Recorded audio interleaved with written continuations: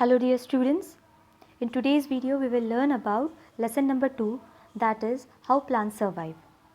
In this lesson we will learn about plants growing in different places, understand about the adaptations in plants, learn about some unusual plants and learn about importance of plants to humans. Earth has variety of plants. They are found all over the places, in gardens, in lakes, rivers, ponds, deserts, forests, etc. Unlike animals, plants cannot move from one place to another. Therefore, plants develop a special feature in order to survive in different places. The special feature allows the plants to survive in a particular area. This is called as adaptation. Adaptation in plants. All living things adapt to their environment in order to survive. The natural home of plants and animals is called as habitat. Plants can be divided into two major groups depending upon its habitat, that is terrestrial and aquatic. Terrestrial means the plants that are found on land and aquatic means the plants that are found in water. So, let's begin with the terrestrial plants. Terrestrial plants. Plants that grow on land are called as terrestrial plants. There are various type of plants. Plants in plain areas. The plants and trees in plain area mostly have branches, very numerous branches and leaves. The leaves are renewed periodically. Most of the trees share all their leaves at the same time once a year. These trees are called deciduous trees. Example: teak tree, banyan tree, neem tree, gulmohar tree, etc. Plants in mountainous region. In mountainous or hilly places like Ooty, Kashmir, Darjeeling, Himalayas ranges and Himachal Pradesh, it's very cold during winters. There is snowfall in some areas. The trees that grow here can survive the cold and snowfall. Instead of flowers, they have cones and hence they are called as conifers. The cones have seed inside them. Conifers have needle-like leaves which have waxy coating on it and can survive cold and snowfall. The main plant of these areas are pine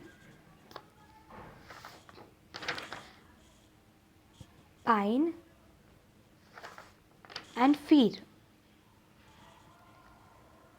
These trees have straight and tall trunks and needle-like leaves. They are called as coniferous trees.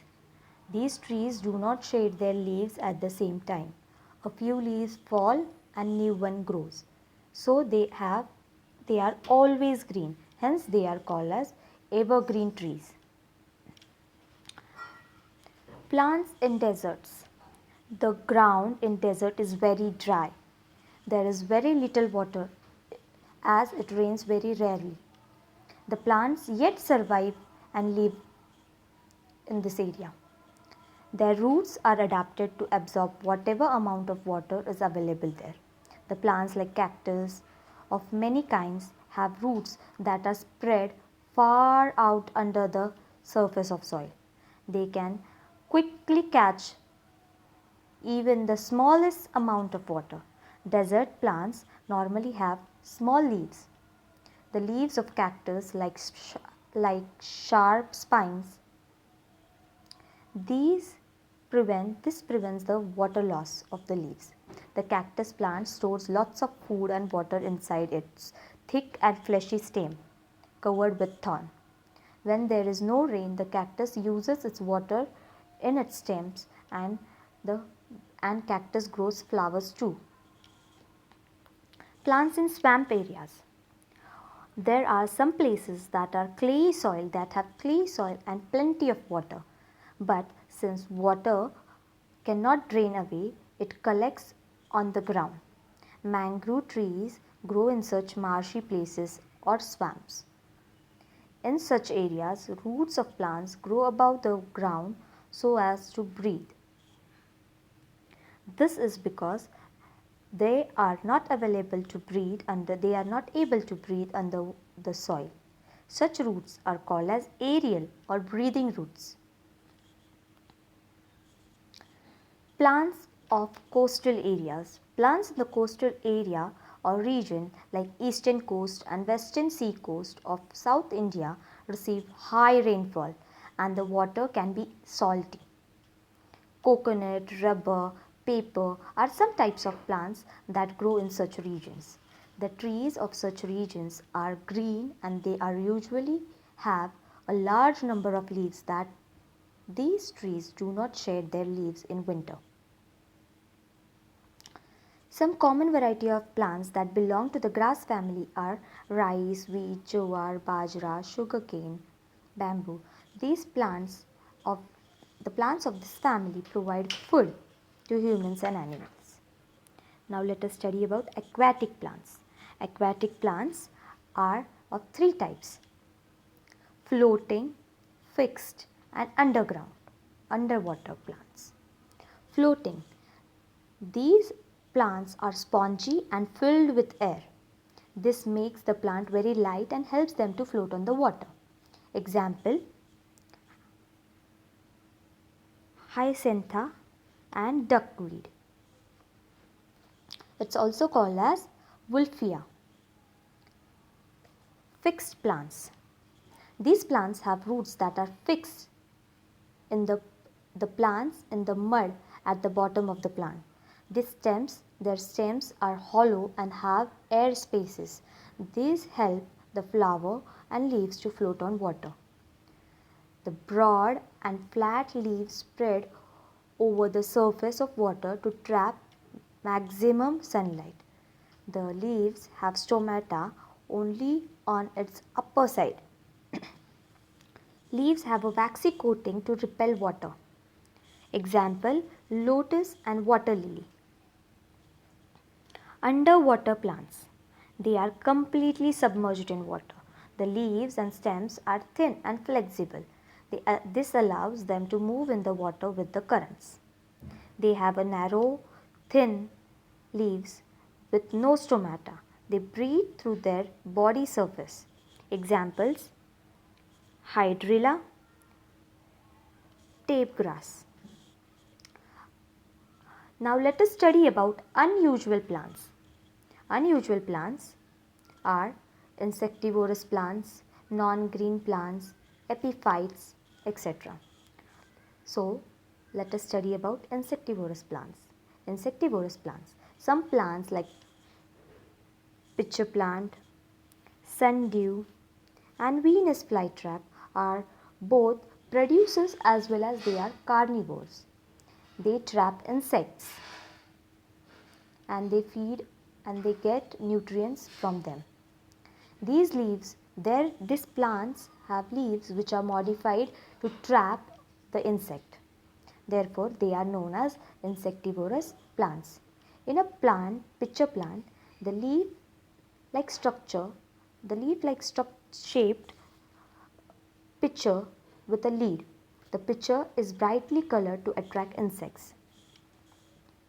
When an insect enters the pitcher, the lead closes. This traps the insect inside. The digestive juices present inside the pitcher helps the insect. Leaves of sundew plant are covered with sticky tentacles in which insects get trapped. These insects further digested by the plants. Non-green plants. Some plants do not make their own food. Plants like mushroom, toadstool do not have chlorophyll and so cannot make their own food by photosynthesis. They absorb food from dead remains of plants and animals. Such plants are called as saprophytes. Epiphytes. Some plants like mosses, ferns and many orchids grow on other plants. This allows them to reach positions where they can have better access to sunlight. The plants are known as epiphytes. As their roots are not in the soil, they absorb moisture from air. Their leaves are capable of absorbing nutrients from plants, other plant parts which fall on them. Now let us study about importance of plants to humans.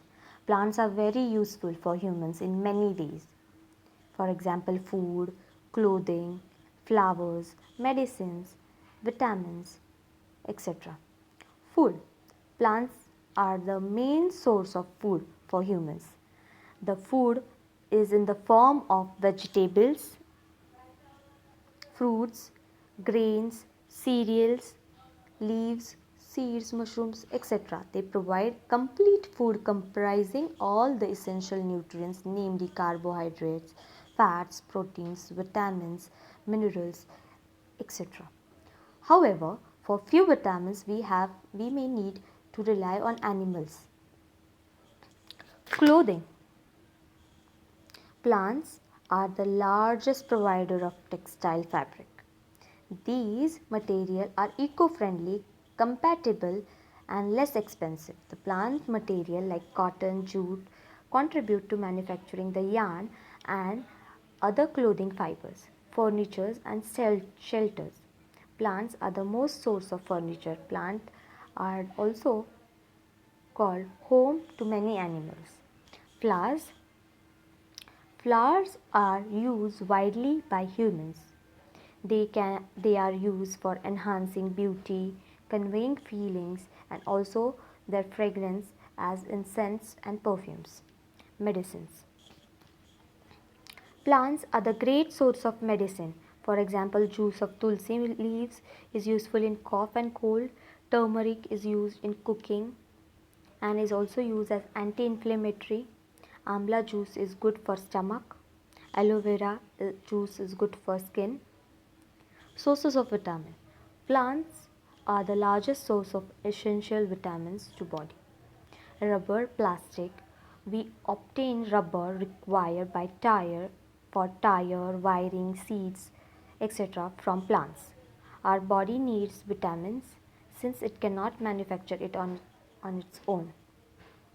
Biofuels.